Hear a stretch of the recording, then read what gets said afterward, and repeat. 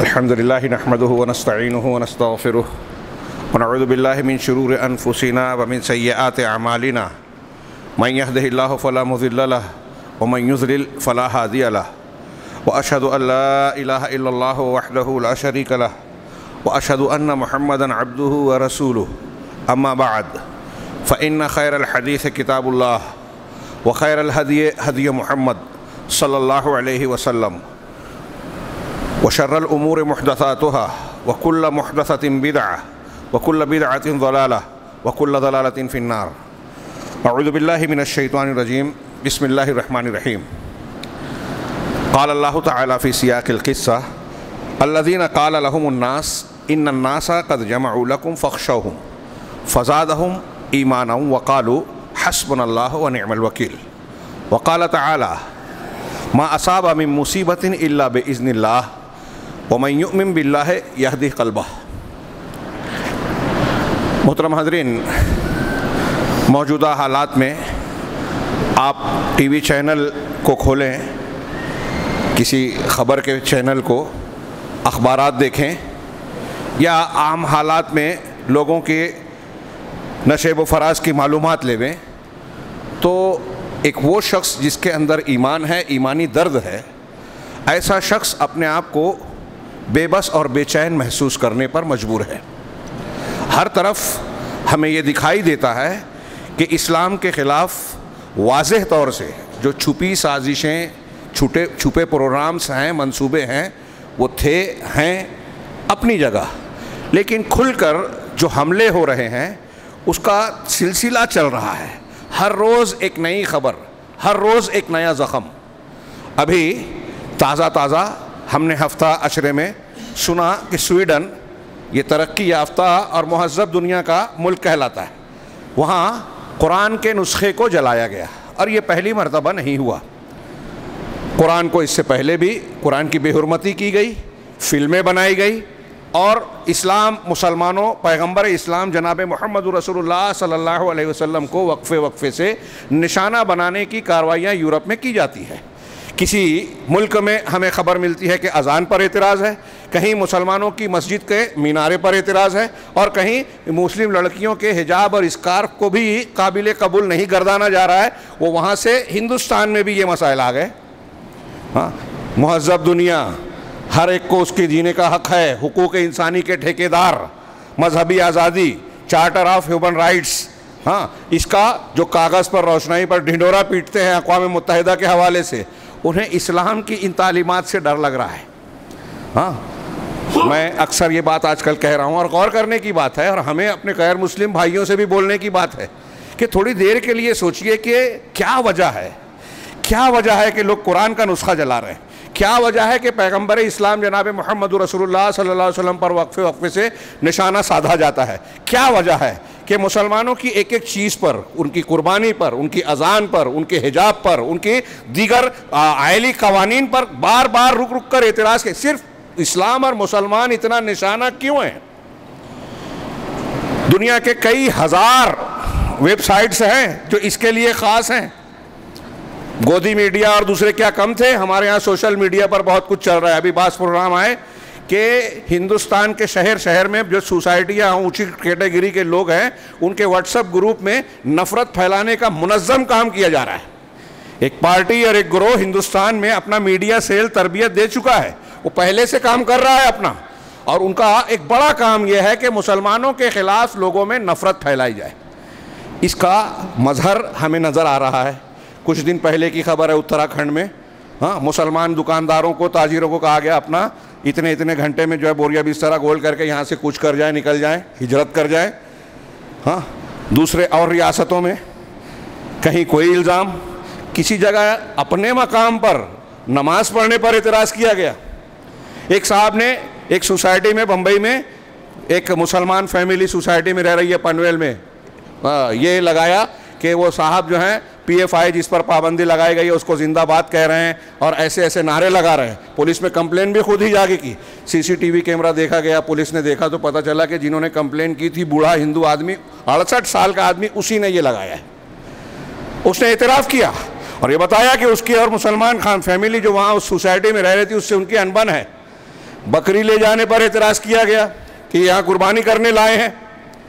یہ نفرت، یہ مخالفت بڑھتی جا رہی ہے اور ہمیں سب کو دکھائی دے رہا ہے، پورے ملک کو دکھائی دے رہا ہے کہ اس نفرت کے تعلق سے حکومت کی اور ایک خاص گروہ کی شہ اور سرپرستی حاصل ہے، اور بتدریج مختلف ایسے فیصلے کیے گئے جو مسلمانوں کے خلاف ہیں، اسلام پر ضرب لگانے والے ہیں، اور اب پوری طریقے سے یکساں civil code, uniform civil code کی تلوار لٹکا دی گئی. میں نے گزشتہ ہفتہ مالیگاؤں میں خطبہ دیتے ہوئے اسی تناظر میں کچھ باتیں کی تھی اور یہ تذکرہ کیا تھا کہ لوگوں میں اس صورتحال کا کتنا خوف ہے، لوگ کتنے سہمے اور ڈرے ہوئے ہیں. عوام تو عوام، ایسا محسوس ہوتا ہے کہ ہمارے وہ لوگ جو قائدین کہلاتے ہیں، یہ میں نے پچھلے ہفتہ کہا، دوہرا رہا ہوں، ہاں، عوام تو عوام، ہمارے قائدین میں بھی خوف، دہشت اور اس کا رد عمل نظر آ رہا ہے. وہ بلیک میل ہو رہے ہیں، دباؤ کا شکار ہیں، یا کیا ہیں واللہ عالم. ہاں، ایک کیسٹ، ایک سی ڈی ہم نے دیکھی، میں نے اس کا حوالہ دیا مدنی صاحب کا، کہ وہ یہ کہہ رہے ہیں کہ سناتن دھرم سول کوڈ اگر نافذ ہوتا ہے تو سناتن دھرم، جو ہندو مذہب کا پرانا نام ہے، اصلی نام ہے، یہ اس کو نافذ کیا جائے تو مسلمانوں کو امن چین ملے گا، جو کسی بڑی سے بڑی اسلامی ریاست میں مسلمانوں کو نہیں مل سکتا. میں نے گزشتہ ہفتے اس بیان کو کوٹ کر کے یہ کہا کہ یہ کفر والی بات ہے. ان کو کافر نہیں کہا، یہ دماغ میں رکھیے گا. اگر کوئی شخص اسلامی قانون اور اللہ کے رسول صلی اللہ علیہ وسلم کی لائی ہوئی کسی تعلیم کو ناپسند کرتا ہے تو علماء عقیدہ نے باتفاق بدلائل یہ بیان کیا ہے کہ یہ کفر ہے، لا الہ الا اللہ کو توڑ دینے والا ہے، اسلام سے خارج کر دینے والی چیز ہے. اگر ہم اور آپ یا کوئی بھی مسلمان اللہ کے نبی صلی اللہ علیہ وسلم کی لائی ہوئی کسی تعلیم کو کہ یہ نبی کی تعلیم ہے، یہ بات ثابت ہو جائے اور اس کو ناپسند کرے تو وہ کفر ہوگا. اب جس نے اس کا ارتکاب کیا ہے اس کی کیا تعویل کرتا ہے، حقیقت کیا ہے، یہ الگ بات، ہم فتویٰ نہیں دے رہے ہیں، لیکن یہ بات کفر کی ہے. اور یہ بات جب پھیلی، تنقیدیں کی گئیں تو کچھ لیپا پوتی کے بیان بھی آ گئے کہ ہم آپ قانون بنائیں، ہم توڑیں گے، ہم ایمان نہیں دیں گے وغیرہ وغیرہ. مگر ان کے پیچھے جو میسج دینا تھا، میں ایسا محسوس کرتا ہوں کہ وہ میسج آ گیا. اور آج ہمیں مسلمانوں میں بھی کچھ لوگ نظر آ رہے ہیں جو یہ کہہ رہے ہیں کہ یکساں سول کوڈ اگر نافذ بھی ہوا تو مسلمانوں کا کیا، کچھ نہیں ہوگا، زیادہ مسائل ان کو ہوں گے. پتہ نہیں کس احمق کی جنت میں یہ لوگ جیتے ہیں. ہاں، مسلمانوں کے آئلی قوانین، طلاق، نکاح، وقف، یہ مسجدوں کے اور اس کے جو حقوق ہیں وقف کرنے کے جو تعلق سے ہم بعض چیزوں کا مطالبہ کر سکتے ہیں، اور اسی طریقے سے وصیت وغیرہ، حصے بکرے، وراثت، ان اصولوں، ان معاملات میں ہندوستانی قانون میں مسلم پرسنل لا کی بنیاد پر ہمیں یہ حق حاصل ہے کہ اسلام کی روشنی میں اپنا فیصلہ کریں اور کروائیں، یہاں تک کہ سرکاری کورٹ میں بھی. یہ الگ بات ہے کہ ہمارے یہاں مسلم پرسنل لا کا ماخذ فتاوی عالمگیری جو فقہ حنفی کی کتاب ہے اس کو مانا گیا ہے. میں نے ایک مقام پر کہہ دیا تھا، عمر آباد میں بڑی ہلچل مچی تھی، ہاں، کہ اگر قرآن و حدیث کو اس کا ماخذ رکھا جاتا، مسلکی تناظر میں مت دیکھیے، اگر قرآن حدیث کو یہ بتایا جاتا کہ اسلامی قانون کا ماخذ قرآن و حدیث ہے تو جتنے جج اور وکیل ہیں مسلم کیسز لڑنے کے لیے قرآن و حدیث کا مطالعہ کرنے پر مجبور ہوتے، کتنا فائدہ ہوتا، اندازہ لگائیے. وہاں ایک عالم نے بیان کیا تھا، سیرت کا مقابلہ کمپٹیشن رکھا تھا تو کچھ ہندوؤں نے حصہ لیا، کافی لوگوں نے، اور جس کا پہلا نمبر آیا تھا وہ مسلمان ہو گیا. تو میں نے کہا یہ اگر اس طرح ماخذ رکھا جاتا تو کتنے لوگ قرآن حدیث پڑھتے. خیر یہ ایک الگ بحث ہے. میں یہ عرض کر رہا تھا کہ بظاہر یہ راہ ہموار کرنے کی کوشش کی جا رہی ہے، ہاں، اور ایسا محسوس ہو رہا ہے کہ ہمارے اوپر طبقے کا حصہ جو ہے کافی کچھ ہموار ہو چکا ہے، جیسے بابری مسجد کے معاملے سے فیصلے سے پہلے یہ معاملات ہوئے تھے. لیکن اللہ رب العالمین کائنات کی تدبیر کرتا ہے، نظام چلاتا ہے. ابھی اور بھی کچھ دوسرے طبقات بھی ہیں جو اعتراض کر رہے ہیں. میں یہ عرض کرنا چاہتا ہوں کہ یہ ساری افتاد، پریشانیاں، مصیبتیں یہ مسلمانوں کے لیے کچھ نئی نہیں ہیں، اور موجودہ حالات میں یہ سنگین سے سنگین تر ہوتی جا رہی ہے، کیونکہ حکومت کی سرپرستی اور ان کے انتخابی سیاسی مفادات جب داؤ پر لگتے ہیں تو مہنگائی کا مسئلہ، بے روزگاری کا معاملہ، ان کی نااہلی، لوگ ان سے ناراض ہو رہے ہیں، پالیسیاں ناکام ہو رہی ہیں، ملک کو جو ہے نقصان ہو رہا ہے. ان ساری باتوں کو چھپانے کا بہترین پردہ یہ ہے کہ مسلمانوں کا، ہندو مسلم کا ایشو اٹھایا جائے، اور لوگوں کو، غیر مسلم طبقے کو بھی. عجیب و غریب بات ہے کہ سب سمجھتے ہیں لیکن مسلمانوں سے نفرت کے پردے میں سب بہہ جاتے ہیں. اس دھارے میں حکومت کی نااہلی کو چھپا لیتے ہیں. 2 بیان دے دیا گیا کہ بھائی مسلمانوں کے خلاف یہ ہے. ابھی ہمارے ایک ٹی وی اینکر کو میں نے کہا, اس نے کہا کہ ہندو سکھ, یعنی ایک مسلمان کو تکلیف ہو رہی ہے تو ان کو سکھ محسوس ہو رہا ہے. ہاں, ایسے میں یہ جو صورتحال ہے, میں نے عرض کیا کہ لوگ ڈرے سہمے ہیں, اور بعض جو مسلمان ہیں بہت کچھ تو ایسے ہیں جو غافل ہیں, بے پرواہی کا شکار ہیں, کیا ہو رہا ہے کیا نہیں ہو رہا ہے ہم کو کوئی لینا دینا نہیں ہے.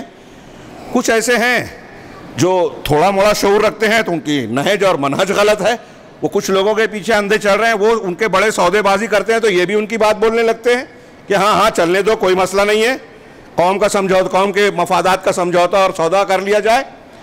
اور جو لوگ تشویش, جو لوگ حقیقی طور سے درد رکھتے ہیں, صاحب ایمان ہیں, جن کے دل میں دکھ ہے, درد ہے, نظر آ رہا ہے کہ کیا خطرات ہیں, وہ ایسا محسوس کرتے ہیں کہ ہم بے بس ہیں. اسی تمہید اور تناظر میں نے پچھلے ہفتے یہ خطبہ دیا کہ مسلمان کے پاس ایک ایسا ہتھیار ہے جو کتنا بھی بے بس اور بے کس ہو جائے, بے سہارا نظر آئے, وہ اس کے لیے سب سے مضبوط ہتھیار ہے. اور بقول علامہ ابن تیمیہ رحمہ اللہ کہ جذبہ صادق, سچا دل اور صالح دعائیں مسلمانوں کا ایسا لشکر ہے, ایسی فوج ہے جسے کوئی ہرا نہیں سکتا, کوئی بے سہارا نہیں چھوڑ سکتا. آپ کے پاس کچھ بھی نہیں ہے, یہ ہے. میں نے حوالے دیے کچھ پچھلے درس میں. شیخ کے حضرت یونس علیہ السلام مچھلی کے پیٹ میں ہے, کوئی سہارا نہیں, تاریکیوں میں ہے, کوئی نیٹ ورک نہیں, کسی سے کانٹیکٹ نہیں. کس سے دعا کی؟ لا الہ الا انت سبحانک انی کنت من الظالمین. حضرت ایوب علیہ السلام, ان کا واقعہ, گھر بار چھوٹ گیا, اکیلے ہو گئے, بیماری میں ہیں, دولت چلی گئی, رب انی مسنی الضر وانت ارحم الراحمین, ان کی دعا. یہ بیماری کی, پریشانی کی حالت میں یہ دعائیں مخالفین کے تعلق سے صبح و شام ہم دعائیں جو پڑھتے ہیں, اور آیت الکرسی کی کیا کہتے ہیں, سورہ بقرہ کی آخری 2 آیتیں ہر رات میں پڑھنے کی تعلیم دی گئی ہے. اور اللہ کے رسول نے فرمایا کہ جو کسی رات میں پڑھ لے ہوئے آمن الرسول سے آخر تک, وہ اس کے لیے کافی ہوں گی, یعنی ہر شر اور مصیبت سے بچنے کے لیے. اس کا آخری جملہ ہے ان آیتوں میں, وانصرنا علی القوم الکافرین, انت مولانا فانصرنا علی القوم الکافرین. اے اللہ تو ہمارا مولا ہے, لہذا کافر قوم کے خلاف ہماری مدد فرما, کافر قوم کے خلاف ہماری. یہ ایک دعا ہے. اگر کفار و مشرکین کا ڈر ہے, ہمارے پاس کوئی طاقت نہیں ہے, کوئی ہتھیار نہیں ہے, اپنے بچاؤ کے لیے کوئی ذریعہ بظاہر نہیں ہے, تو سب سے مضبوط ذریعہ. لیکن ہمارا مسئلہ یہ ہے کہ روحانی اسباب جو شریعت نے جو چیزیں بتائی ہیں, اب ہماری نظر میں اس کی اہمیت نہیں ہے, ہم اس کو با اثر سمجھتے نہیں ہیں. واقعات پڑھتے ہیں, سنتے ہیں, غور نہیں کرتے. آپ تھوڑی دیر کے لیے سوچئے, میں اکثر پیش کرتا ہوں, 3 لوگ غار میں پھنسے, واقعہ سب جانتے ہیں, بخاری مسلم کا. پہاڑ کا, غار کا دہانہ بند ہو گیا, طوفانی ہوائیں, بارش جو بھی تھا, دہانہ بند ہے. تینوں نے اخلاص کے ساتھ اپنے اپنے نیک عمل کا واسطہ دے کر اللہ سے دعا مانگی کہ اللہ ہم کو اس مصیبت سے بچا. لمبا واقعہ ہے, آپ سب جانتے ہیں. ہر شخص کی دعا پر پہاڑ کی چٹان وہ تھوڑی تھوڑی سرک گئی اور غار کا دہانہ کھل گیا. آپ غور کیجئے کہ ان کے پاس کون سا کرین تھا, کون سی طاقت تھی, کون سا بچانے والا جتھا تھا جو ان کی مدد کے لیے گیا. کیا کسی نے ان کے بچاؤ کی کوئی محنت اور کوشش کی؟ صرف اور صرف ان کے بس میں دعا تھی, اور انہوں نے دعا کی, اور ہر شخص کی دعا کے بعد دہانہ کھلا. اس کا مطلب دعا سے چٹان ہٹ رہی ہے. ہماری مصیبت حل نہیں ہوگی. اللہ کے رسول صلی اللہ علیہ وسلم کا ارشاد امام ترمذی نے نقل کیا, جو حسن درجے تک پہنچتی ہے. علامہ البانی نے بھی اور علامہ ترمذی نے بھی حسن کہا. اللہ کے رسول صلی اللہ علیہ وسلم نے فرمایا ان الدعاء ينفع فيما نزل وفيما لم ينزل. کہ جو مصیبت نازل ہوئی ہے اور جو نازل نہیں ہوئی, یعنی جو تکلیف, مصیبت, پریشانی, بیماری آپ پر آئی ہے اور جو نہیں آئی ہے, آ سکتی ہے, وہ دونوں میں دعا آپ کو فائدہ پہنچاتی ہے. فَعَلَيْكُمْ عِبَادَ اللَّهِ الدُّعَاء. لہذا اے اللہ کے بندو, تم دعا کو لازم پکڑو. امام نسائی نے اور امام بخاری نے ایک روایت نقل کی. اللہ کے رسول صلی اللہ علیہ وسلم نے فرمایا کہ انما هذه الامه ان الله ينفع هذه الامه بضعيفها بدعائها وإخلاصها وصلاتها او کما قال. ہاں کہ اللہ رب العالمین اس امت کو ان کے کمزور لوگوں کے ذریعے سے طاقت اور فائدہ دیتا ہے. غور فرمائیے, کسی کو حقیر مت سمجھیے. بخاری کی ایک روایت میں ہے, ایک صحابی نے آ کے اپنے بھائی کی شکایت کی کہ میں کام دھندا کرتا ہوں اور یہ دین کے کام میں لگا رہتا ہے, آپ کے پاس رہتا ہے, کام نہیں کرتا, گھر کا خرچہ پانی میں دیکھتا ہوں. ہاں تو اللہ کے رسول صلی اللہ علیہ وسلم گویا کہ میں کما رہا ہوں, کھلا رہا ہوں اور اس کو فکر نہیں ہے, ایسی شکایت کر رہے ہیں. تو اللہ کے رسول صلی اللہ علیہ وسلم نے جو جملہ فرمایا تھا لکھ لیجئے. فرمایا انما ترزقون وتنصرون بضعفائکم وصغارکم, کہ تم کو جو مدد دی جاتی ہے, تم کو جو رزق دیا جاتا ہے, وہ تمہارے کمزور اور تمہارے چھوٹے لوگوں کے ذریعے سے دیا جاتا ہے. شیخ عبد الرحمن بن ناصر السعدی, اگر میں اس کی تفصیل بیان کروں تو پورا ٹائم اسی میں چلا جائے گا, بڑی پیاری توجیحات کی ہیں اس حدیث کی کہ ہماری نظر مادی چیزوں پہ ہوتی ہے کہ یہ دکان کر رہا ہے, یہ دوڑ دھوپ کر رہا ہے, یہ فلاں جگہ جا رہا ہے, یہ کاروبار کر رہا ہے تو یہ کما رہا ہے. یہ مادی سبب ٹھیک ہے, لیکن اس مادی سبب سے زیادہ مضبوط ہم کو روزی ملنے کا معنوی اور روحانی سبب ہے جس کو ہم فراموش کر جاتے ہیں. پھر انہوں نے توجیہ کی اس حدیث کی کہ آپ کے گھر میں کوئی چھوٹا بچہ ہے, بھائی ہے, بیٹی ہے, بیوی ہے, کوئی اپاہج ہے, کام نہیں کر پا رہا ہے, بیمار ہے, محنت مزدوری نہیں کر پاتا, گھر میں ہے, آپ اس کو کما کر اس کا ذریعہ بن رہے ہیں, لیکن آپ رزاق نہیں ہیں. ایک بات دماغ میں رکھے کہ جب وہ بچہ تھا اور فرشتے نے ماں کے پیٹ میں روح پھونکی تو اللہ رب العالمین نے 4 چیزیں اسی وقت لکھوا دی کہ وہ کیا کھائے گا یہ بھی لکھا تھا. تو ایک بچہ اپنے گھر میں پیدا جب ہوتا ہے نا تو اپنی لکھی ہوئی روزی لے کر پیدا ہوتا ہے. اب وہ کما نہیں رہا ہے, لیکن اس کی روزی جب آپ کے گھر میں مل رہی ہے تو اللہ تعالیٰ آپ کو ذریعہ بنا رہا ہے اس تک اس کی حصے کی روزی پہنچانے کا, آپ کھلا نہیں رہے ہیں. تو پہلی بات یہ کہ آپ کے گھر میں جو کمزور ہے, جو بیمار ہے, جو چھوٹے بچے بچیاں ہیں, ان کا اپنی قسمت کی جو چیز لکھی ہوئی ہے وہ اس کا آپ ذریعہ بن رہے ہیں. تو قسمت ان کی آتی ہے آپ کے گھر میں. آپ شادی کر کے ایک بیوی کو گھر میں لاتے ہیں نا تو اس کی قسمت بھی لا رہے ہیں جو اللہ نے اس کے لیے کھانا پینا لکھ رکھا ہے. گھر کے افراد کے بڑھنے سے روزی نہیں گھٹتی, بڑھتی ہے. چنانچہ ایک چیز تو یہ ہے. دوسری چیز شیخ عبد الرحمن نے لکھا, 4-5 نکات لکھے, میں یہ دوسری صرف بیان کر کے دوسرے ٹاپک پہ آتا ہوں. انہوں نے لکھا کہ جب کمزور, ضعیف یا چھوٹا آدمی دیکھتا ہے کہ میرے ابا, میرا بڑا بھائی, میرا فلاں محنت مزدوری کر رہا ہے اور اس کے کمانے سے ہمارا گھر, ہماری روزی روٹی چل رہی ہے, تو وہ اپنی نمازوں میں, اپنی دعاؤں میں اللہ کو پکارتے ہیں کہ اللہ ہمارے والد کی, ہمارے بھائی کی مدد فرما, ان کے روزی کو کے حصول کو آسان کر دے, ان کی روزی میں برکت عطا فرما وغیرہ وغیرہ. تو نے ہماری روزی ان کے ذریعے سے لکھی ہے, لہٰذا تو ہمارے لیے اس کا. بلکہ بعض روایتوں میں ہے, تفسیر ابن کثیر میں علامہ ابن کثیر نے سندوں کے ساتھ بیان کیا کہ اگر کوئی گھوڑا پالتا ہے تو گھوڑا ہر روز اپنے مالک کو دعا دیتا ہے. آپ کا گھوڑا آپ کے گھر میں چارہ کھا رہا ہے نا, وہ دعا دیتا ہے آپ کو, تو ان دعاؤں کے بدلے میں آپ کی روزی میں برکت ہوتی ہے, آپ کو اللہ کی مدد ملتی ہے. اللہ کے رسول صلی اللہ علیہ وسلم نے ایک حدیث میں کہا, ترمذی میں, ایک بھائی کے شکایت کرنے پہ, لعلک ترزق بہ, کہ تو اس کی شکایت کر رہا ہے کہ کام نہیں کرتا, ہو سکتا ہے کہ اسی کی وجہ سے تجھ کو اللہ روزی دے رہا ہے, تو اس کو ذریعے سے روزی دیا جا رہا ہے. تو یہ معنوی اسباب جو ہیں آج ہماری نظر میں غیر اہم ہو گئے, یا ہم اس کو مؤثر نہیں سمجھ رہے ہیں, جبکہ یہ سب سے مضبوط ہتھیار ہے ہمارے. اور جب کوئی عالم بات کرتا ہے تو ہمارے ہاں کچھ لوگ مذاق اڑاتے ہیں, ارے مسلمانوں کے گھر پہ بلڈوزر چل رہے ہیں, بے گناہوں کو گرفتار کیا جا رہا ہے, غلط کیسز نافذ کیے جا رہے ہیں, مسجد کو کے خلاف حملہ ہو رہا ہے, سازشیں ہو رہی ہے, مسلمانوں کے خلاف نفرت عام کی جا رہی ہے, یہ ہو رہا ہے, وہ ہو رہا ہے, سب کچھ صحیح ہے. تو وہ علماء کرام پہ تانا کشی کرتے ہیں. مولوی لوگ کہتے ہیں صبر کرو, مولوی لوگ کہتے ہیں اللہ کی مدد آئے گی. کہاں سے مدد ہے؟ ہم سوال یہ کرتے ہیں پلٹ کے, کیا علماء کی بات غلط ہے؟ علماء جو بات کہہ رہے ہیں, میں ابھی جو باتیں کہہ رہا ہوں یہ اپنی بات کہہ رہا ہوں. قرآن کہتا ہے وَمَن يَتَّقِ اللَّهَ يَجْعَلْ لَهُ مَخْرَجًا, جو اللہ کا تقوی اختیار کرے گا اللہ ہر مصیبت سے نکلنے کا راستہ پیدا کر دے گا. تو کیا آپ اس کا رد کریں گے کہ قرآن میں اللہ تعالیٰ نے غلط کہا ہے؟ آپ تقوی تو اختیار کیجئے. اللہ کی مدد نہیں مل رہی ہے تو یہ کیوں نہیں دیکھتے کہ ہم متقی پرہیزگار نہیں ہیں؟ یہ کیوں نہیں دیکھتے کہ ہم اللہ رب العالمین کی مدد کے لائق ہیں یا نہیں ہیں؟ ہم اللہ رب اپنے عمل سے, اپنے عقائد سے, اپنے معاملات سے اللہ کے عذاب کو دعوت دے رہے ہیں رحمت کو. یہ جائزہ لینا چاہیے. قرآن حدیث میں مضامین بالکل صاف ہیں. اور اسی تناظر میں ہم دیکھ رہے ہیں, ہم ابھی تازہ واقعہ پڑھے ہیں حضرت ابراہیم علیہ السلام اور ان کے خانوادے کا. ابھی کچھ دنوں بعد حضرت موسیٰ علیہ السلام کا تازہ کریں گے. یہ خالی قصے کہانی سننے کے لیے ہے کیا؟ قصے اور کہانی کے طور پر ہے؟ نہیں، یہ اللہ کا قانون بتانے والے دروس اور عبر پر مبنی سچے واقعات ہے. کہ حضرت ابراہیم علیہ السلام کو جب آگ میں ڈالا گیا تو آپ نے کہا ہاں حسبنا اللہ و نعم الوکیل.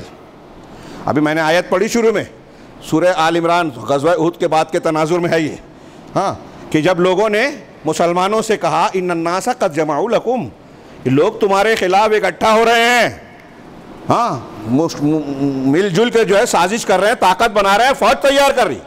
آج بھی ہمیں لوگ بتا رہے ہیں کہ تنظیمیں بن گئی ہیں، یہودیوں کی جو ہے چالیں، ان کے پروٹوکولز ہیں، نصارہ، یہود، ہنود اور دوسرے لوگ مل کے مسلمانوں پر بالکل یلغار کرنے والے ہیں.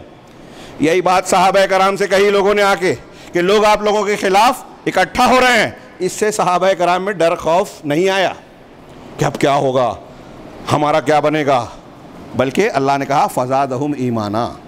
اس خبر نے ان کے ایمان میں زیادتی کی، ایمان بڑھ گیا کہ اللہ رسول نے جو وعدے کیے تھے ہوں گے، ہم مسلمان ہیں، اس کی مخالفت ہوگی، کی جائے گی. آگے اللہ نے کہا وقالوا، اور انہوں نے کیا کہا، حسبنا اللہ ونعم الوکیل، اللہ ہمارے لیے کافی ہے اور وہ بہترین کارساز ہے. کیا اللہ نے رسوا ہونے دیا؟ ہاں، غور کرنے کی بات ہے.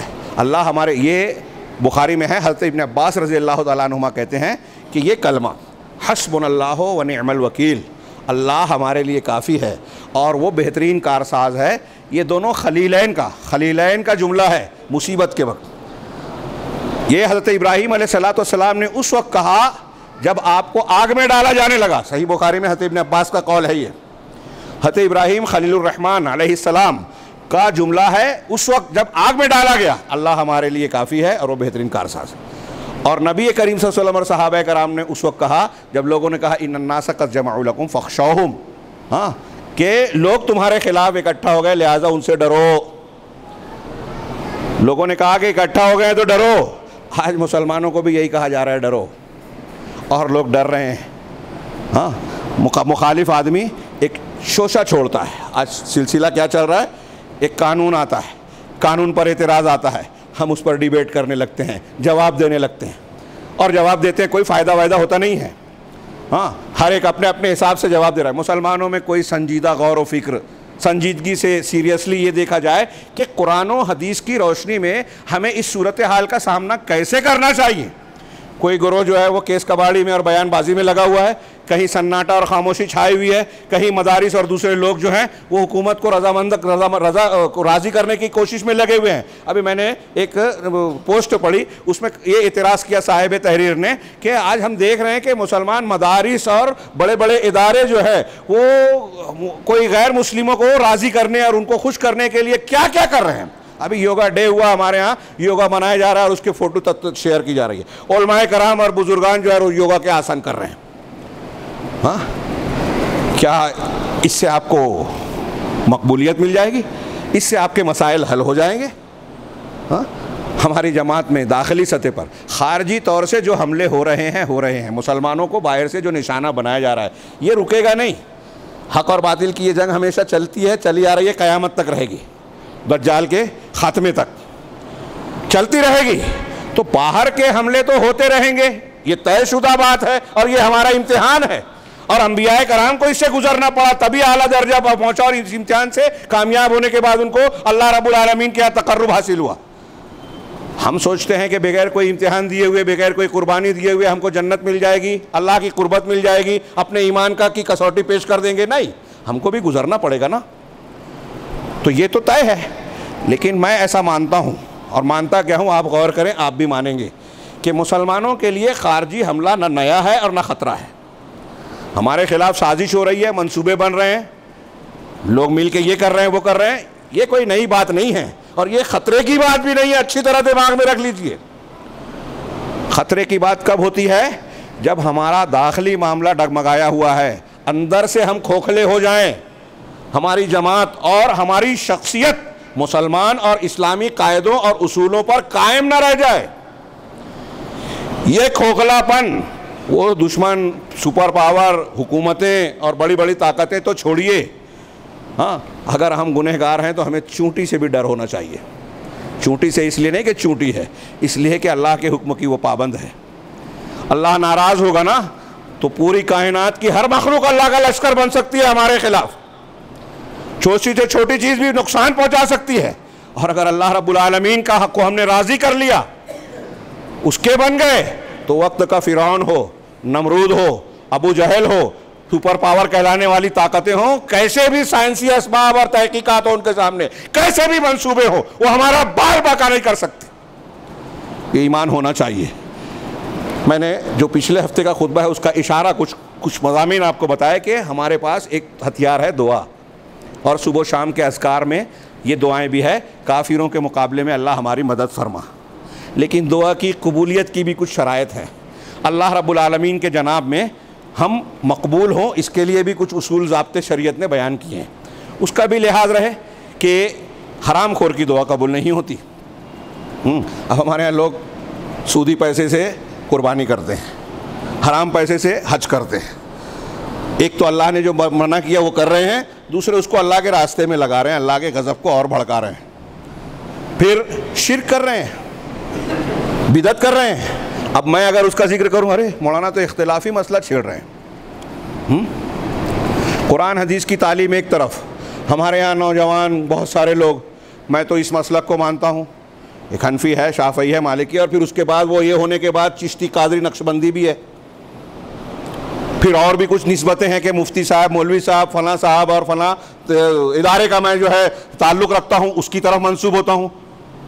تو اب جس کو مان لیا اسی کو مان رہا ہے، اس کے مقابلے میں قرآن آ جائے، حدیث آ جائے، ماننے کو تیار نہیں ہے۔ اور یہ بات ہم کہیں تو یہ اس کو مسلک کی بات کہی جاتی ہے۔ مجھے بتائیے کہ قرآن و حدیث میں اس بات کی گنجائش کہاں ہے کہ اللہ کا کلام اور رسول کا فرمان آ جائے، اس کے بعد آپ اسے چھوڑ کر کسی امام، کسی بزرگ، ہوا میں اڑنے والے اور پانی پہ تیرنے والے پیر صاحب کی بات مانیں؟ کوئی کیسا بھی ہو جائے، آپ اللہ اور اس کے رسول کی بات کی مخالفت کریں گے تو اللہ کے عذاب کو دعوت دے رہے ہیں۔ یہ مسلمانوں کی مصیبت اور پریشانی کی ایک بڑی وجہ یہ ہے۔ اللہ نے فرمایا فَلْيَحْذَرِ الَّذِينَ يُخَالِفُونَ عَنْ أَمْرِهِ أَن تُصِيبَهُمْ فِتْنَةٌ أَوْ يُصِيبَهُمْ عَذَابٌ أَلِيمٌ۔ جو اللہ کے رسول کے حکم کی مخالفت کرتا ہے انہیں اس بات سے ڈرنا اور ہوشیار رہنا چاہیے کہ انہیں فتنہ یا دردناک عذاب پکڑ لے۔ فتنے کی ایک تفسیر یہ کی گئی دنیا کا عذاب۔ اب ہم اللہ کے رسول کی یہ ایک آیت صرف لے لیجئے، ایک آیت قرآن کی وہ سورہ بنی اسرائیل کی کہ شرک کرو گے تو اللہ کی مدد نہیں ملے گی۔ ہمارے ہاں شرک نہیں ہے، قبروں پر جا کر سجدہ کرنا، رکوع کرنا، ان کو مشکل کشائی، حاجت روائی کے لیے پکارنا، ان سے فریاد کرنا، مردوں کو پکارنا، اللہ اور رسول سے بڑھا کے ایسا شرک کہ میں تو بول رہا ہوں مسجد میں عام حالات میں سوچتا ہوں نقل کرنے سے بھی ڈر لگنا چاہیے۔ شیخ عبد القادر جیلانی نے جو ہے لوح محفوظ میں جو ہے تبدیلی کر دی، ایک کے لیے بچہ نے لکھا تھا، اللہ سے ضد کر کے اس کا 7-8 بچے طے کروا لیے۔ واقعہ میں نہیں بیان کر رہا ہوں، اشارہ کر رہا ہوں، ٹائم نہیں ہے زیادہ۔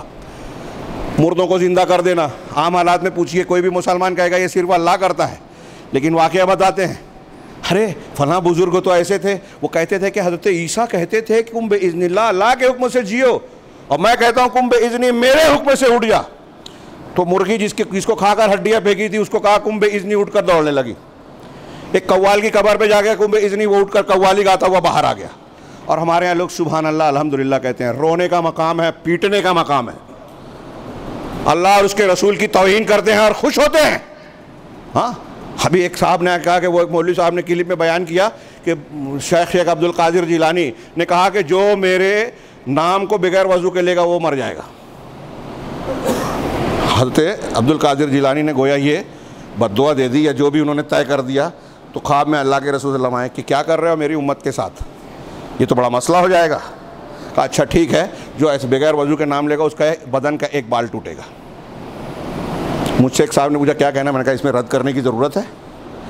ہاں اس میں تو کھلی جو وہ قوم کتنی جاہل ہے، ہاں جو اس ایسے واقعات کو سنتی ہے قرآن حدیث کے خلاف جو ہے اس میں واضح طور پہ رسول اللہ صلی اللہ علیہ وسلم کی توہین ہے کہ اللہ کے رسول کا ایک امتی یہ کہہ رہا ہے ایسا ہو جائے گا، اور اللہ کے رسول آ کے اس سے ریکویسٹ کر رہے ہیں، درخواست کر رہے ہیں، اور وہ اس میں تخفیف کر رہا ہے۔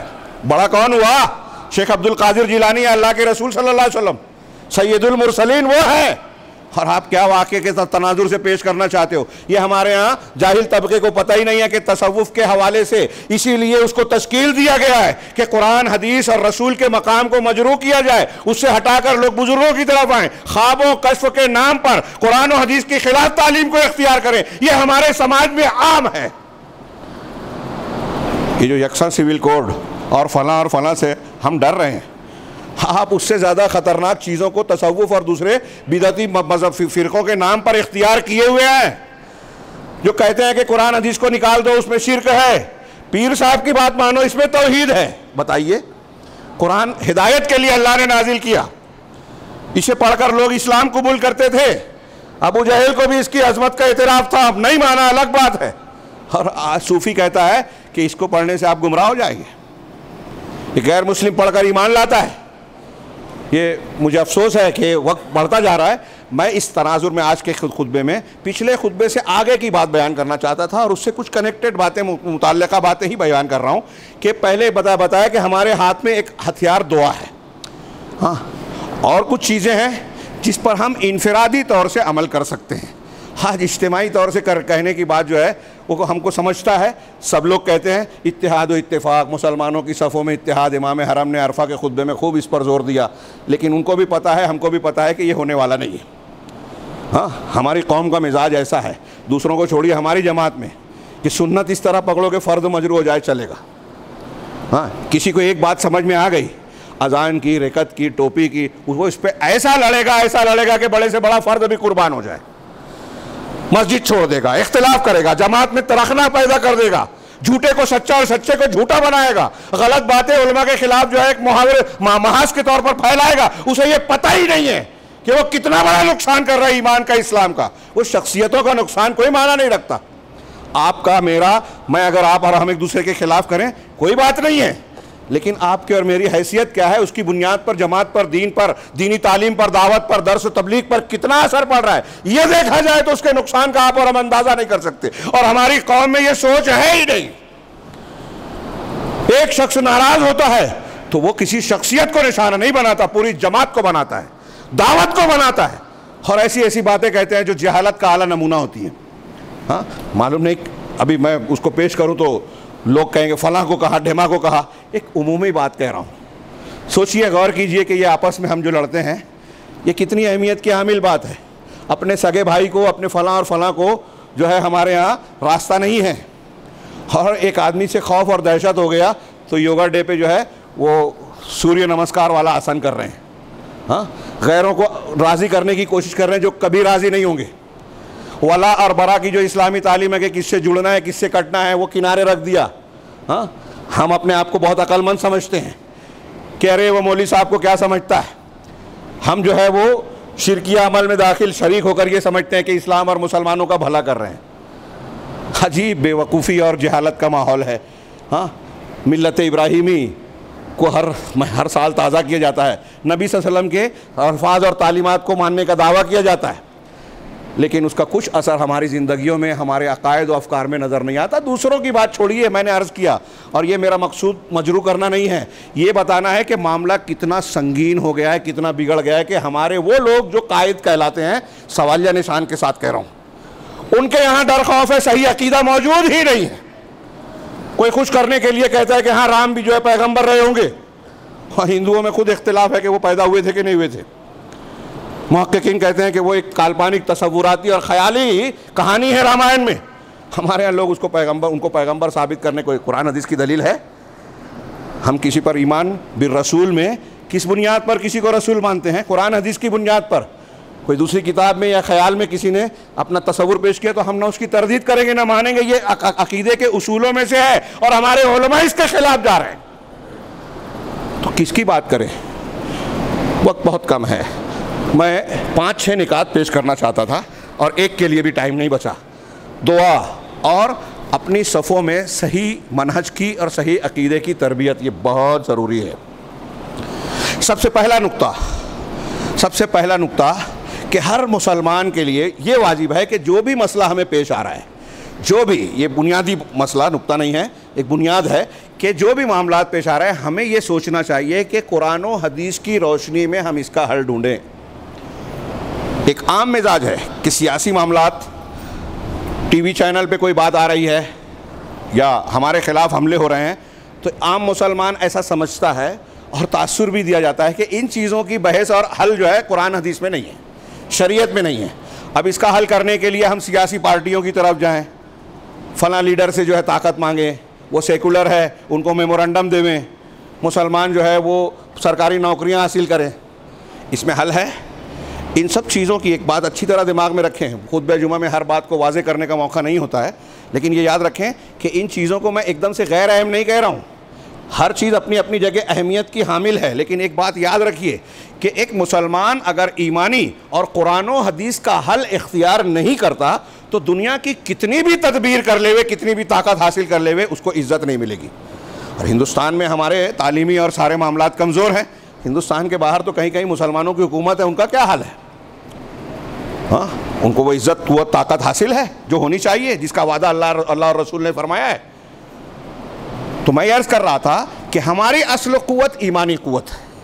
تو جو بھی مسئلہ ہمیں پیش آئے، وہ یکساں سول کوڈ کا ہو، دشمنوں کا ہو، آپس کے جھگڑوں کا ہو، کوئی بیماری ہمارے بیچ میں آ رہی ہے، بیماری مطلب جسمانی بیماری، پریشانی، مشکل، ان سب کے حل کے لیے پہلے ایک دماغ میں بات بتائیں کہ جیسے ہم یہ دعویٰ کرتے ہیں اور ایمان رکھتے ہیں کہ قیامت تک جو بھی مسئلہ ہمارا پیدا ہونے والا ہے ان سب کا حل قرآن و حدیث میں ہے.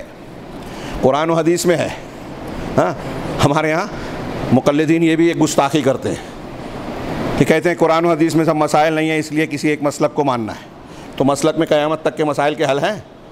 فقہ حنفی میں، فقہ شافعی میں قیامت تک کی بات، اللہ کے رسول کی وفات کے 150-200 سال بعد انہوں آئے ایک شخصیت اور ایسے استنباطات کیے جو نبی سے زیادہ لمبی مدت تک چلنے والا دین ہے. اور نبی کا دین جو ہے وہ 150 سال میں ناقص اور قاصر ہو گیا. یہ کہنا چاہتے ہو؟ اللہ رب العالمین نے قیامت تک قرآن و حدیث کی حفاظت کی ذمہ داری لی ہے اور اختلافات کو حل کرنے کے لیے قرآن و حدیث کی طرف لوٹنے کا حکم دیا ہے. اس کا مطلب یہ ہے کہ قرآن و حدیث میں ہمارے تمام مسائل کا حل ہے، تمام جھگڑوں کا جواب ہے، تنازعات کا تصفیہ ہے. ہم ماننا چاہیں تو ضرور ملے گا. اور ہمارے مسائل کوئی کیسے بھی ہو، کسی بھی شکل کا فرعون اور نمرود ہو، ابو جہل ہو، ان سے نمٹنے کا طریقہ بھی ہم کو قرآن حدیث بتائے گی. اور قرآن و حدیث کی روشنی میں جو چلے گا وہ ایسی حرکتیں نہیں کرے گا جو آج ہمارے نوجوان انہی تناظر میں لوگ کچھ فائدہ اٹھا کے جوش جذبہ دلا کے غلط راستے پر لے جاتے ہیں اور خودکشی کا راستہ، مسلمانوں کی بدنامی کا راستہ ہموار کرتے ہیں. یہ ایک طرف تو ہمارے خلاف کارروائیاں ہوتی ہے، آپ دیکھ رہے ہیں خبروں میں، اور یہ چیز محسوس کریں کہ موقع جب ملتا ہے تو الزام بھی مسلمانوں پہ ڈالا جاتا ہے. ووٹ بینک، لا جہاد. ہاں، مجھے حیرت ہوتی ہے، ایک طرف مسلم لڑکیوں کے تعلق سے خبر آ رہی ہے کہ مرتد ہو رہی ہیں، اور دوسری طرف الزام یہ لگتا ہے میڈیا میں کہ ہندو لڑکیوں کو مسلمان لے جا رہے ہیں اور اس کے خلاف، اس کی بنیاد پر ہندوؤں میں نفرت پھیلائی جا رہی ہے. کاش ہمیں یہ طاقت حاصل ہو کہ ہم لوگوں کو یہ سمجھائیں کہ یہ جو کچھ چل رہا ہے سیاسی بنیاد پر، یہ ہندوستان کا، مسلمانوں کا، یہ مسلمانوں کی دشمنی نہیں ہے، یہ پورے ملک کا نقصان ہے. کوئی غیر، میں سوچتا ہوں اگر کوئی ہندوستان کا مخالف حملہ کرے گا، کوئی بھی ہو، تو کیا نقصان کرے گا؟ اس سے زیادہ نقصان تو اندر کے لوگ کر رہے ہیں. ایسے قانون بنا رہے ہیں جس سے ہندوستانی لوگ پریشان ہوں، ایسے قانون بنا رہے ہیں کہ ہماری شہریت پر سوالیہ نشان لگ جائے، صرف مسلمانوں کا نہیں، دلتوں کا، نچلی ذاتوں کا اور بہت سارے لوگوں کا. ایسے قوانین بنا رہے ہیں جس سے ہر روز جو ہے وہ ایک ہندوستانی کو جو ہے تکلیف اور مصیبت کا سامنا کرنا پڑ رہا ہے. اور مہنگائی، بے روزگاری، فلاں اور فلاں مسئلہ، لوگ انصاف پسند لوگ تبصرہ کر رہے ہیں کہ ان چیزوں کو چھپایا جا رہا ہے ہندو مسلمان کی آڑ میں، اور لوگ اس پر چلتے ہیں. اب ایسے معاملات میں سچائی کو سامنے لانا، اپنے مسائل کو حل کرنا، اس کے لیے کیا تدابیر ہو. دعا کی ایک بات، ہاں صرف نقطے بیان کر رہا ہوں، تفصیل آج نہیں، انشاءاللہ پھر کبھی کسی موقع پر. دوسری چیز یہ کہ ہم اللہ رب العالمین پر ہر حال میں بھروسہ رکھیں. ایک نقطہ یہ، ایک چیز مسلمان کے عقیدے میں ہونی چاہیے، ہاں، کہ آسمان گر رہا ہے، سورج ٹھنڈا ہو گیا، یا فلاں چیز گرم ہو گئی، اوزون میں سوراخ ہو گئے، ماحولیات تبدیل ہو رہی ہے، فلاں یہ ہو رہا ہے، ڈھما یہ ہو رہا ہے، یا مسلمانوں کے خلاف ایسا ہو رہا ہے. تو اس میں ایک بہت اہم چیز یہ ہے کہ یہ ہمارا بنیادی عقیدہ، اور اس پر کتنی دلیلیں دوں، جتنی دوں گا کم ہے. 5-6 ہفتہ صرف اسی پر بول سکتے ہیں کہ اس کائنات میں اللہ کی مشیت کے بغیر جو ہے ایک پتا بھی نہیں ہلتا. حضرت اسامہ، میں نے جو آیت پڑھی تھی دوسری سورہ تغابن کی، ما اصاب من مصیبت الا باذن اللہ، تمہیں جو بھی مصیبت لاحق ہوتی ہے وہ اللہ کے حکم سے۔ ہمارے گھر میں میت ہو گئی، مسلمانوں کے خلاف کوئی کارروائی ہو گئی، کوئی بیماری آ رہی ہے، کورونا ہے، فلاں ہے، ڈھما ہے، جو بھی ہے صاحب اللہ کی مشیت سے ہو رہی ہے، کوئی بیمار ہو رہا ہے اللہ کے حکم سے ہو رہا ہے۔ ہاں اب اللہ کے حکم سے، تو یہاں ہم کو کیا سبق ملا؟ حضرت عبادہ نے اپنے بیٹے کو انتقال کے وقت جو نصیحت کی تھی، اکثر میں دہراتا ہوں، سنن کی صحیح روایت میں، حدیث پیش کرنے سے پہلے اپنے بیٹے کو بلا کے کہا یا بنیا انک لن تجد او لا تجد طعم الایمان حتی تعلم ان ما اصابک لم یکن لیخطئک وما اخطأک لم یکن لیصیبک۔ لکھ لیجئے، ایک صحابی رسول اور وہ بھی علماء صحابہ میں سے، مرنے کے وقت اپنے بیٹے کو بتا رہے تھے اس کا مہتو اور اہمیت کیا ہے، پوری زندگی پر اس کا اثر پڑے گا، اس سے بہادری آئے گی، اس سے یقین آئے گا، اللہ پر توکل آئے گا۔ انہوں نے کہا کہ بیٹے یہ بات اس وقت تک تم ایمان کی حلاوت اور لذت کو نہیں پا سکتے جب تک یہ یقین نہ کر لو کہ جو کچھ تمہیں ملا ہے وہ چھوٹ نہیں سکتا تھا، اور جو چھوٹ گیا ہے وہ مل نہیں سکتا تھا۔ آگے حدیث بیان کی کہ اللہ کے رسول نے فرمایا کہ سب سے پہلے قلم کو پیدا کیا اور اس سے قیامت تک ہونے والی ساری چیزیں لکھا دی، اور جو یہ نہیں مانے گا وہ اللہ کے رسول کے طریقے پہ نہیں ہے۔ جو مل گیا وہ چھوٹ نہیں سکتا تھا، جو چھوٹ گیا وہ مل نہیں۔ اب سوچئے نوجوانوں، بوڑھوں، عورتوں، مردوں کو یہ عقیدہ دماغ میں بٹھا لینا چاہیے ہاں کہ جو مل گیا، اور وہ یہی بات اللہ کے رسول صلی اللہ علیہ وسلم نے حضرت ابن عباس سے کہی تھی نا، ہم سنتے ہیں، اپنے بچوں کو یہ پڑھانا چاہیے ہاں۔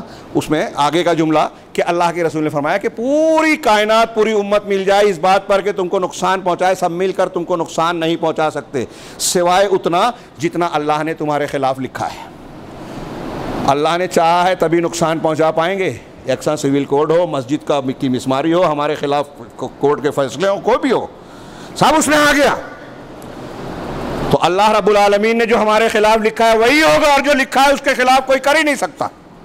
اور اگر ساری امت مل کر چاہے کہ تم کو فائدہ پہنچا دے، آپ کسی کو میمورنڈم دیں، کئی پارٹی بنا لے ہوئے، ڈگری حاصل کر لے ہوئے، سرکاری نوکری لے لے ہوئے، گروپ بنا لے ہوئے، تنظیم بنا لے ہوئے، اگر سب مل کر بھی چاہیں کہ امت کو فائدہ پہنچا دے، اللہ نے نہیں لکھا ہے، نہیں پہنچا سکتے۔ ہاں کتنی واضح تعلیم ہے۔ ہر نماز کے بعد کے اذکار میں اللہم لا مانع لما اعطیت، اے اللہ جو تو نے دے دیا اسے کوئی روکنے والا نہیں، ولا مانع لما اعطیت ولا معطی لما منعت، اور جو تو نے جو روک دیا وہ دینے والا نہیں، اور جو روک دیا کیا ہے، جو منع کر دیا وہ کوئی دینے والا نہیں۔ صاف تعلیم ہے، یہ ہمارا عقیدہ ہونا چاہیے۔ اب جب یہ عقیدہ ہوگا تو ایک بات یاد رکھیں کہ ہر چیز میں ہماری امید، ہمارا اعتماد اللہ پر ہونا چاہیے۔ اللہ کا سہارا ہر معاملے میں پکڑنا ہے، اسی سے مانگنا ہے، اسی سے امید رکھنی ہے، اسی کا ڈر ہونا چاہیے۔ جب اللہ کے سوا کوئی کچھ کر نہیں سکتا تو دوسروں کو راضی کرنے اور ان کے سامنے سجدہ ریز ہونے کی کیا ضرورت ہے؟ دوسری جگہوں پر اپنی جبین نیاز خم کرنے کی کیا ضرورت ہے؟ اللہ سے مانگا جائے۔ حضرت ابراہیم کا واقعہ اسی لیے تازہ ہوتا ہے کہ کہا ہمارے لیے اللہ کافی ہے، کیا ہم مانتے ہیں اللہ ہمارے لیے کافی نہیں ہے؟ اللہ ہی بچائے گا، لہٰذا اس پر اعتماد کیا جائے۔ دوسری چیز تو جو نقطہ بیان کرنا چاہتے ہیں کہ ہمیں اپنے حفاظت کے لیے سب سے اہم اور مضبوط قلعہ جو ہے وہ نیکیوں کا کرنا اور برائیوں سے بچنا ہے۔ اس پر پورا خطبہ ہونا چاہیے لیکن موقع نہیں ہے۔ اسی حدیث کو جو میں نے ابھی حضرت ابن عباس والی بتایا نا، اسی کے شروع میں کیا ہے، اللہ کے رسول صلی اللہ علیہ وسلم نے کہا یا غلام انی اعظک بکلمات، بیٹا میں تم کو کچھ باتوں کی نصیحت کر رہا ہوں۔ تو اس نصیحت میں کیا کہا، احفظ اللہ یحفظک، احفظ اللہ تجدہ تجاہک، اللہ کو تم محفوظ رکھو، یاد رکھو تو اللہ تمہیں یاد رکھے گا۔ اللہ کو یاد رکھنا اور اللہ تمہیں یاد رکھے گا، یہ ہمارے ہاں جو فضائل بیان کرنے والے ہیں بس اس کو یہ سمجھتے ہیں کہ سبحان اللہ الحمدللہ کہ اللہ یاد ہو گیا، اب اس کے بعد بازار میں گئے تو بے ایمانی کر رہے ہیں، گھر میں جو ہے بہن کا حق مار لیا، بیٹی کا حق مار لیا، پڑوسی کے ساتھ ظلم کر لیا، اپنے ادارے میں کمزور مزدوروں کا حق مان رہے، استحصال کر رہے ہیں، اور پھر سبحان اللہ الحمدللہ کہہ لے رہے ہیں، بات ذکر ہو گیا۔ نہیں، جب آپ کو اللہ یاد رہے گا تو آپ اللہ کے حکم کے خلاف ورزی کر کے لوگوں پر ظلم نہیں کریں گے۔ اللہ یاد رہے گا تو آپ بے ایمانی نہیں کریں گے، اللہ یاد رہے گا تو آپ حرام خوری نہیں کریں گے، ڈریں گے اللہ سے۔ تو اللہ کو یاد رکھو، اللہ تمہیں یاد رکھے گا، مطلب تمہاری اس یاد کا بدلہ دے گا اس کی جامع تفسیر اور توضیح کرنے کے لیے موقع نہیں ہے. صرف مختصر سے 2 جملوں میں یہ کہ اللہ رب العالمین نے شریعت کے جو احکامات دیے ہیں اس کی اطاعت و فرما برداری کرو گے تو اللہ تبارک و تعالیٰ تم کو اس کا بدلہ دے کر تمہاری حفاظت کرے گا.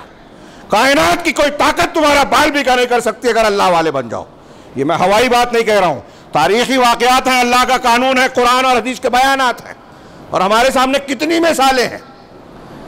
ہم اللہ والے بن تو جائیں تو اللہ رب العالمین کی شریعت کی پابندی اوامر پر عمل کیا جائے اور نواہی اور ممنوعہ چیزوں سے بچا جائے. اب اگر میں فہرست گناؤں کہ اللہ کے حکم پر عمل کرنا, جو اختلافی ہیں, جو ہم نہیں جانتے چھوڑ دو, جو متفق علیہ ہیں, جو جانتے ہیں اس پر عمل کرتے ہیں. ہمارے کتنے لوگ ہیں نماز پڑھتے ہیں, نماز کی فرضیت شہادتین کے بعد سب سے اہم ہے. اس کو نہ کرنے والے کو اللہ کے رسول نے کہا کہ یہ کفر ہے, نماز نہ پڑھنے والے.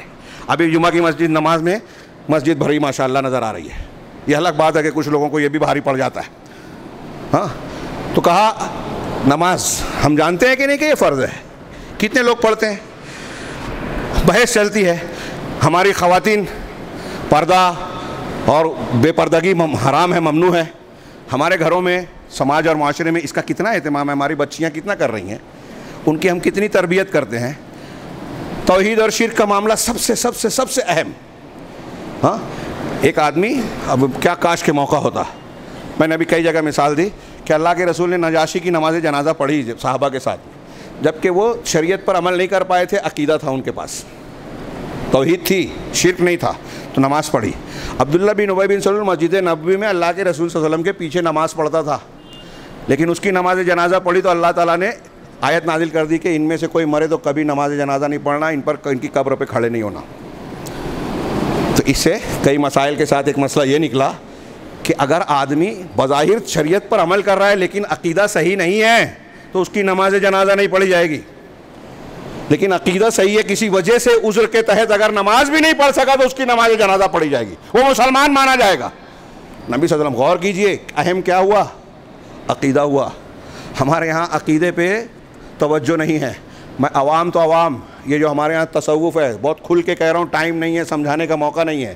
صوفیت کے نام پر, ہاں, بریلویت کے نام پر, انکار حدیث کے مختلف شکلیں, یہ آج نئے جو گرگے ہمارے خلاف سازشیں ہو رہی ہیں, اس منصوبے کا حصہ ہے کہ یہ علی انجینئر اور فلاں اس قسم کے لوگ ہمارے درمیان ہیں. اور حیرت انگیز بات یہ ہے کہ ہمارے ہی نوجوان ان کا ٹارگٹ بنتے ہیں, اپنے آپ کو علامہ اور محقق سمجھنے لگتے ہیں, صحابہ کرام کو نشانہ بناتے ہیں. ابھی آ رہا ہے سیزن, کربلا اور پھر امیر معاویہ, حضرت یزید, ہاں, ان لوگوں کو نشانہ بنا کر پوری رفض اور تشیع اور صوفیت کی بحث کی جائے گی, اور ایک لایعنی قسم کے بحث میں مسلمانوں کو اور نوجوانوں کو جھونک دیا جائے گا. اور کچھ لوگ ان سے متاثر ہوتے ہیں. یہ ہمارے یہاں اس طرح کے جو مسالک چل رہے ہیں, اس میں شرک ہے, بدعت ہے, انحراف ہے. اہل سنت والجماعت یعنی اہل حق کے متفقہ عقائد کی مخالفت کی جاتی ہے, اور ہمارے یہاں یہ سب چل رہا ہے. تو بتائیے اللہ کی رحمت آئے گی یا عذاب آئے گا؟ ہمارے یہاں شرک ہے, ہمارے یہاں بدعت ہے, ہمارے یہاں کبیرہ گناہ ہے, حرام خوری ہے, ظلم ہے, تو اللہ کی حفاظت آئے گی, مدد آئے گی, نصرت آئے گی, یا اللہ کا عذاب آئے گا؟ یہ دوسرا نقطہ کہ اللہ کی شریعت پر عمل کیا جائے. میں بہت ہی موقع نہیں ہے, سادے جملے میں عاجزانہ طور سے عرض کروں گا کہ اس بارے میں سنجیدہ ہو جائیے. ہم خود اس بات کی کوشش کریں کہ دین کو سمجھیں اور اس کا اہتمام کریں, اس کا اہتمام اور انتظام کریں کہ اپنے گھر میں اپنی عورتوں, بچوں اور بچیوں کو دین کی بنیادیں سکھائیں. اس کے لیے خرچہ کرنا پڑے کیجئے, فاقہ کرنا پڑے کیجئے. ہاں, ڈاکٹر انجینئر نہیں بنائیں گے چل جائے گا, لیکن اگر توحید نہیں سکھائیں نہیں چلے گا. دھیان رکھیے. ہاں, بہت لمبی چوڑی رقم خرچ کر کے ہم وہ چیز سکھاتے ہیں جس سے دنیا کا صرف فائدہ منسلک ہے, اور یہ توحید اور آخرت اس کے بغیر چارہ نہیں ہے. قبر میں جانے کے بعد پہلا سوال یہ نہیں ہوگا ڈاکٹر بنے تھے کہ نہیں, اسکول گئے تھے کہ نہیں, تیرا رب کون تھا, تیرا دین کیا تھا, تیرے محمد صلی اللہ علیہ وسلم کے بارے میں تمہارا کیا کہنا ہے. یہ 3 سوال ہر بچے کو سکھانا پڑے گا, اور یہ سیکھ جائیں گے. اس کی بنیاد پر جو تربیت ہوگی, ہمارے ہاں شریعت کی پابندی ہوگی, دین کے اعتبار اور ممنوع چیزوں سے بچنے کا جذبہ پیدا اگر ہم نے کر دیا, یہ سمجھ لی کہ ہم اللہ کے مدد کے دروازے کھول دیں گے. دنیا کی طاقتیں کوئی بھی پلان بناتی رہیں, میں یہ نہیں کہتا کہ اس سلسلے میں کوئی نہیں. تیسرا چوتھا نقطہ یہی تھا, لیکن موقع نہیں ہے. تیسرے نقطے میں جیسے یہ بتایا اللہ کے رسول صلی اللہ علیہ وسلم نے یہ ادھورا کر کے میں آگے بڑھ جا رہا ہوں. تیسری چیز جو بیان کرنی تھی کہ جیسے بیماریوں کے بارے میں علاج کی تعلیم دی گئی ہے کہ آپ علاج کیجئے, طبی نسخہ بتایا, شہد کا استعمال, حجامہ کرو, یہ اللہ کے رسول کی حدیثوں میں ہے, قرآن میں ہے, کئی چیزوں کے فوائد بیان کیے گئے. تو مادی چیزوں کو جس طرح بتایا بیماریوں کا علاج, ایسے روحانی بیماریوں کا بھی علاج بتایا. ما انزل اللہ داء الا انزل اللہ دواء, اللہ نے کوئی بھی بیماری اتاری تو اس کی دوا بھی اتاری. تو اب شرک ہے تو اس کا علاج ہے توحید, کفر کا علاج ایمان, گناہوں کا علاج اللہ کی فرما برداری, جہالت کا علاج دین کی تعلیم. تو تربیت کیجئے, اور اس چیز میں جو نسخے اللہ کے رسول صلی اللہ علیہ وسلم نے بتائے ہیں, جیسے آپ نے بتایا کہ فلاں چیز جو ہے وہ آنکھ کے لیے مفید ہے, وہ جسم کے صحت کے لیے, پیٹ کے لیے مفید ہے, شہد اس کے لیے مفید ہے, قرآن اور حدیث نے بتایا. ایسے ہی آپ نے دعائیں, اذکار, صبح و شام کی دعائیں بتائی ہیں. میرے ہاتھ میں جو کاغذات ہیں اس میں چند دعائیں تھیں جسے میں پیش کرنا چاہتا تھا, لیکن آج موقع نہیں ہے. کہ صبح و شام کی دعاؤں میں اللہ رب العالمین, اللہ کے رسول نے کیسی کیسی عظیم, اکثر میں کہتا ہوں, شاید یہاں بھی درس دے چکا ہوں, کہ صبح شام کی دعا جو اللہ اور رسول نے ہمیں بتائی نا, وہ ہماری ہر روز کی ضرورت ہے. آپ اس کے مضامین پڑھیے, 2-4 مرتبہ ترجمہ پڑھیے اور یاد کر دیجئے, اور دیکھیے کہ ہماری کتنی ضرورت ہے. ہاں, ایک دعا جو اس میں موجود ہے, میں صرف آپ کو سرسری طور سے ذکر کروں, تھوڑی لمبی ہے, لیکن اللہ کے رسول نے دعا سکھائی, اللہم انی اسألک العافیۃ فی الدنیا والآخرہ. بعض رہتے ہیں اللہم انی اسألک العفو والعافیہ فی الدنیا والآخرہ, اے اللہ دنیا اور آخرت میں تجھ سے معافی اور عافیت مانگتا ہوں. دوسری روایتوں میں کہ جس کو عافیت مل گئی سب جگہ کامیاب, انہیں بچاؤ. آگے ہے اللہم انی اسألک العفو والعافیۃ فی دینی و دنیایا و اہلی و مالی, اے اللہ میں تجھ سے عفو اور عافیت, معافی اور بچاؤ مانگتا ہوں اپنے دین کے معاملے میں, اپنے دنیا کے معاملے میں, اپنے گھر بار, فی دینی و دنیایا و اہلی و مالی, اپنے گھر بار اور اہل و عیال کے اور کاروبار یا مال کے بارے میں. کیا بچا؟ یعنی تو میرا دین بھی بچا, و اہلی, میرے خاندان گھر والوں کو بھی, بیوی بچوں کو بھی بچا, مال کو بھی بچا, کاروبار کو بھی بچا, دنیا کو بھی محفوظ رکھ. اللہ کیا ہے, اللہم استر عوراتی و آمن رواتی, اے اللہ میرے عیوب کو تو پردے میں رکھ. میرے اندر خامیاں ہیں, ہر انسان کے اندر ہوتی ہے. تو دعا کر رہا ہے بندہ صبح شام, استر عوراتی, میری خامیوں کو میں ستر پوشی کر, اس کو چھپائے رکھ. وہ آمن رواتی, اور جو مجھے ڈر اور خوف ہے نا, مختلف قسم کے ڈر, اس سے مجھ کو تو امن دے دے, اس سے مجھ کو محفوظ بنا دے. کتنے ڈر ہیں آج مسلمانوں کو, روز اس دعا کی ضرورت ہے کہ نہیں. اس کے بعد ہے اللہم احفظنی من بین یدی ومن خلفی وعن یمینی وعن شمالی ومن فوقی واعوذ بعظمتک ان اغتال من تحتی. اے اللہ میں تجھ سے اس بات کی پناہ مانگتا ہوں کہ تو مجھ میری حفاظت فرما کہ آگے سے, پیچھے سے, دائیں سے, بائیں سے, کہیں سے مجھ پر کوئی مصیبت اور آفت آئے, اور یہ کہ مجھے اچانک نیچے سے جو ہے ہلاک کر دیا جائے, نیچے سے زلزلہ وغیرہ آئے اور میں دھس جاؤں, اس سے بھی تو محفوظ رکھ. یہ روزانہ کی دعاؤں میں سے ایک دعا ہے, صبح شام کی دعاؤں میں سے. یہ اللہ کے رسول صلی اللہ علیہ وسلم نے ہم کو علاج بتایا, تو ہم ان طبی یا شرعی نسخوں پر عمل کریں, اپنے بچوں کو اس کا عادی بنائیں. پھر اس کے بعد ایک آخری چیز جو بچتی تھی, 2 چیزیں اور تھی, ایک چیز کا صرف اشارہ کر دوں کہ ایسا سب کچھ کرنے کے بعد جو ہمارے بس میں نہیں ہے, اگر آپ کے اور میرے بس میں کوئی کام نہیں ہے تو شریعت نے اس کا مکلف ہم کو نہیں بنایا ہے. ہمارے ہاں نوجوانوں کو لوگ جذباتی باتیں آگے کرتے ہیں, یہ کر لو وہ کر لو, اور پھر ایسی حرکتیں جس سے اسلام مسلمان بدنام ہوتا ہے. ان کی باتوں کو ریکارڈ کر کے ٹی وی پہ پیش کیا جاتا ہے کہ دیکھو یہ دہشت گردی کی بات کر رہے ہیں. ان سے گریز کیا جائے, یہ کام آپ کا نہیں ہے, حکومت کا. پوری اسلامی فوج اور اسلامی طاقت ہوگی, حاکم ہوگی, تب یہ سب 4 چیزیں ہوگی. جو آپ کے, اب چھوٹی سی بات میں اکثر کہتا ہوں, مثال کے طور پہ ہم میں سے جو شخص مالدار نہیں ہے, غریب ہے, مسکین ہے, تو کیا اس کو اللہ تعالیٰ پوچھے گا کہ تو زکوٰۃ کیوں نہیں دیتا تھا؟ جب آپ کے پاس زکوٰۃ دینے کی حیثیت ہی نہیں ہے, حج کرنے کی طاقت ہی نہیں ہے, تو اللہ تعالیٰ اس کا مکلف کر کے آپ کو گنہگار نہیں مانے گا. تو جس کی آپ کو طاقت نہیں ہے اس پر آپ کا سوال نہیں ہوگا, اور جس کی آپ کو طاقت ہے اس کے بارے میں پوچھا جائے گا. ہمارے یہاں ایک نوجوانوں کا طبقہ اور بہت سارے لوگ جو ہیں تحریکی اور اس طرح کے لوگ ہیں, وہ کام کرنے کی بات کرتے ہیں جس کی طاقت نہیں ہے, اور جس کی طاقت ہے کہ آپ شرک سے منع کر سکتے ہیں, توحید کی دعوت دے سکتے ہیں, غیر مسلموں کو اچھے اخلاق سے جو ہے اسلام کی تعلیم سے روشناس کرا سکتے ہیں. یہ نہیں کریں گے. جو کر سکتے ہیں, اور جو نہیں کر سکتے اس کی بات کرتے ہیں. تو ہم جو کر سکتے ہیں وہ کریں, اور اس کے بعد اگر ہم کو تکلیف مصیبت آ رہی ہے تو قرآن و حدیث کی تعلیم ہے جس پر مجھ کہنا تھا کہ ہم صبر سے کام لیں. حضرت موسیٰ علیہ السلام بنی اسرائیل کو کیا کہتے ہیں؟ سورہ یونس میں پڑھیے، میں نے اس پر مستقل خطبہ اور تقریر بھی کی ہے، عید کا خطبہ بھی دیا ہے گزشتہ سال، کہ جب فرعون اور آل فرعون اس کا لشکر جو ہے ان پر حاوی ہوا چاہتا تھا تو حضرت موسیٰ علیہ السلام نے کہا تھا کہ تم صبر کرو، اپنے گھروں کو قبلہ بناؤ، اللہ پر کو سہارا بناؤ، واعتصموا باللہ، اللہ پر اعتماد کرو۔ ہاں پھر کیا ہوا؟ ہاں وہ اعتراض سوال جواب جو بھی ہوئے اور ویسا کیا گیا تو اللہ رب العالمین نے اسباب نہیں تھے، ہاں بنی اسرائیل کو مقابلے کی طاقت نہیں تھی، کتنے کمزور تھے، ٹوٹے پھوٹے تھے، بچے بوڑھے سب کچھ تھے، اللہ نے ان دریا سے راستہ بنایا، اور جو طاقتور تھے جن کے پاس بڑا لشکر تھا، اس وقت کی سپر پاور کہہ لیجئے، ہاں دنیاوی زبان کے اعتبار سے، اللہ نے سب کو ایک لخت جو ہے دریا برد کر دیا، پانی میں ڈبو دیا۔ آج بھی اللہ رب العالمین کی مدد ہمارے لیے آ سکتی ہے، ڈرنے سہمنے کی ضرورت نہیں ہے، دوسروں سے ڈرنا ہے تو اس سے ڈریے جو ہمارے سماج میں شرک ہو رہا ہے، اس سے ڈریے جو ہمارے سماج میں اللہ کے رسول صلی اللہ علیہ وسلم کی حدیثوں اور سنتوں کی بجائے فلاں امام فلاں بزرگ فلاں پیر کی بات کو مانا جاتا ہے، بدعتیں جو اختیار کی جا رہی ہے، گناہ کیا جا رہا ہے، ظلم کیا جا رہا ہے، حرام کھایا جا رہا ہے، اگر یہ آپ اور ہم چھوڑنے کے لیے تیار نہیں ہیں تو پھر ڈرنا چاہیے، پھر یکساں سول کوڈ بھی آئے گا اور دوسرے عذاب بھی آئیں گے، ہماری عزتیں لوٹی جائے گی، ہمارے گھر تباہ کیے جائیں گے، بہت محنت کر کے جو دنیا کمائی ہے، دکان بنائی ہے، وہ یک لخت جو ہے تباہی بربادی کا شکار ہو جائے تو پھر شکوہ شکایت نہیں کرنا، کیونکہ یہ اللہ تبارک و تعالیٰ نے بتا دیا کہ جب آپ دین کے اور شریعت کو نہیں مانو گے تو اللہ کو کوئی پرواہ نہیں ہے۔ اللہ سے دعا ہے کہ ہمیں اپنی حفاظت میں لے اور ایمان و عمل کے اعتبار سے ہمیں ایسی توفیق عطا فرمائے جس کی بنیاد پر ہم اللہ کی مدد کے مستحق بن جائیں، دنیا اور آخرت میں ہر قسم کے فتنے اور عذاب سے پروردگار ہمیں محفوظ رکھے۔ اقول قولی ھذا واستغفر اللہ علیکم سائر المسلمین